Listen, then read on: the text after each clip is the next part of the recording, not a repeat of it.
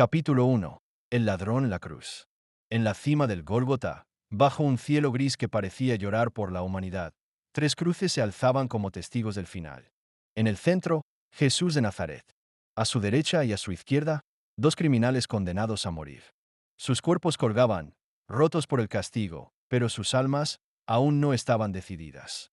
Uno de ellos escupía palabras de burla. ¿No eres tú el Mesías? Sálvate, y a nosotros también.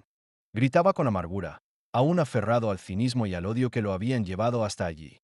Pero el otro guardaba silencio. El dolor lo atravesaba como fuego. Pero en medio del sufrimiento, algo en él se movía. ¿Quién era ese hombre del centro? ¿Por qué, a pesar de todo, su rostro no mostraba odio? ¿Por qué pedía perdón por los que lo herían? El ladrón volvió el rostro hacia Jesús. En sus ojos no vio desesperación. Vio compasión. Vio paz. Y en ese instante, comprendió algo que no podía explicar. Ese hombre no era como los demás. Él era el Hijo de Dios. Con voz entrecortada, el ladrón habló. No para defenderse, no para justificarse, sino para confesar. Nosotros merecemos este castigo, dijo al otro ladrón. Pero este hombre no ha hecho nada malo. Y entonces, dirigiéndose a Jesús, sus labios pronunciaron las palabras que cambiarían su destino eterno. Señor, acuérdate de mí cuando vengas en tu reino. No pidió milagros. No pidió que le quitaran el dolor. Solo pidió ser recordado. Ser visto. Jesús, a punto de exhalar su último aliento, giró la cabeza y le respondió con una ternura insondable. Hoy mismo estarás conmigo en el paraíso. En ese momento, el ladrón encontró lo que nunca imaginó: redención. No por obras, no por méritos, sino por gracia. Esa es la esencia del cristianismo, un Dios que muere por los culpables. Un amor que no espera perfección. Una promesa que alcanza incluso a los que están al borde del abismo.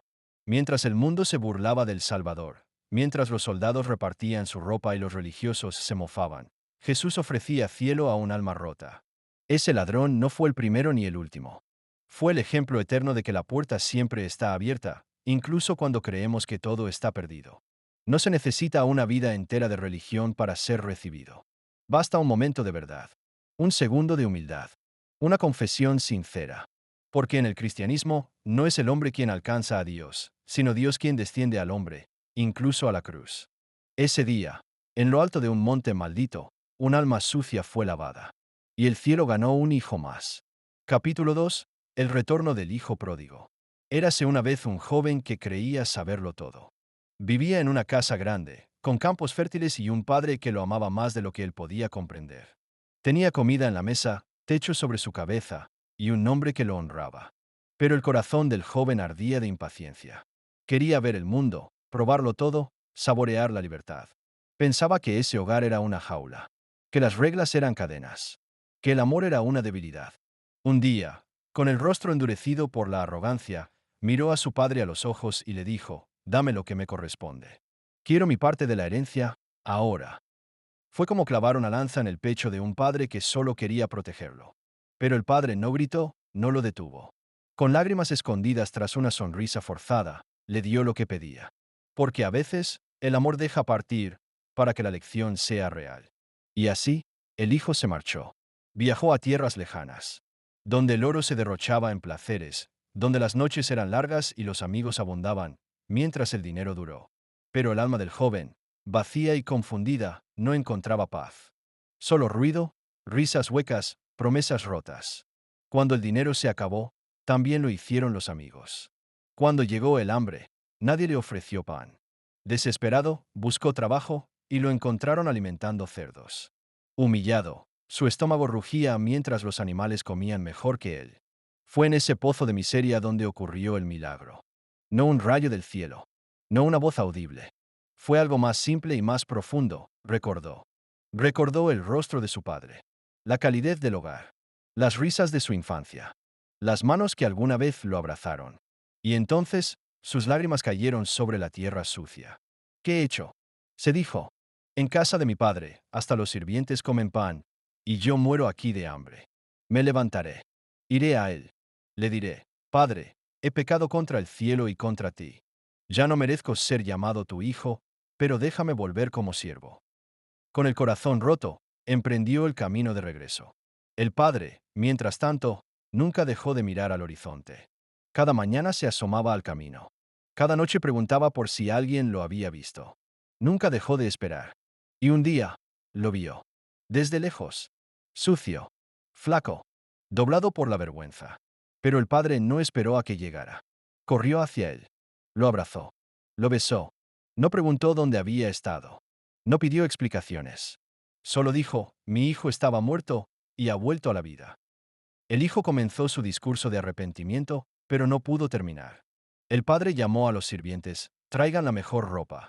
Pónganle un anillo. Maten el becerro gordo. Hoy celebramos. Porque mi hijo ha regresado. Y así, en una sola tarde, el pasado fue lavado. La vergüenza, olvidada. La culpa, redimida. Esa es la fuerza del cristianismo. Un Dios que no te lanza piedras cuando vuelves. Un Padre que corre a tu encuentro. Que no te trata como un esclavo arrepentido, sino como un hijo restaurado. Porque en el reino de los cielos, el amor no lleva cuentas. El arrepentimiento abre puertas. Y el perdón, lo transforma todo. Esa es la historia del hijo pródigo. Pero también es la historia de muchos. De todos los que se alejaron, creyeron saber más, cayeron, y aún así fueron recibidos con los brazos abiertos.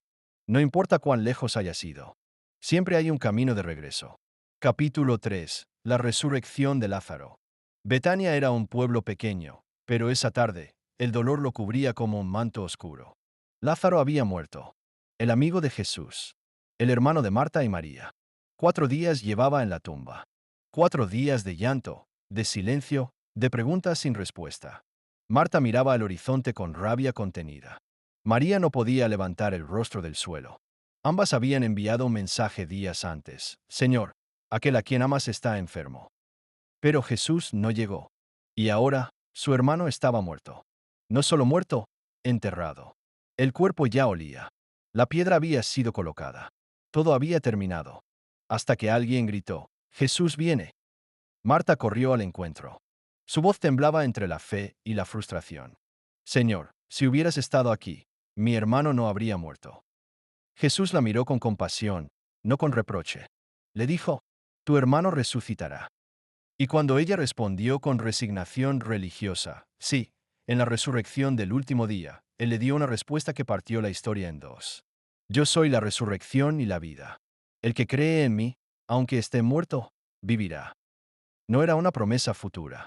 Era una declaración presente. Era poder encarnado. Jesús llegó a la tumba. María lloraba desconsolada. Los presentes murmuraban, si tanto lo amaba, ¿por qué no vino antes?